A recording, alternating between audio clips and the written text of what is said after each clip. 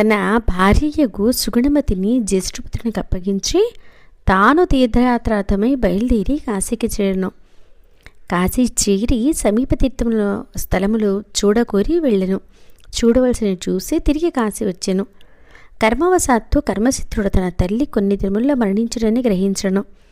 ఆమె బాధపడుచుండగా పుత్రుడగు కర్మచిత్రుడు ఆమె వద్దకొచ్చి, నీ కోరిక ఏమిటమ్మా తెలుపుము అనగా, ఆమె నాయన నా అంత్యోదశలో నా అస్థికలను తీసుకుని పవిత్ర గంగానదిలో పడవేయుము అనెను. కుమారుడు అట్లే అనెను. కొన్ని దినములకు ఆమె మరణించెను. కర్మసిద్ధుడు ఉచిత రీతిన ఉత్తరక్రియలు అనర్చి సేవకులు వెంటరాగా తల్లి యొక్క దేహాస్థికలను కాశీకి తీసుకొని పోయాను. సాయంకాలం అన్నతడు ఒక బ్రాహ్మణుని ఇంటికేగి గౌరవింపబడి ఆనాడు ఆ బ్రాహ్మణుని అతిథిగా ఉండెను.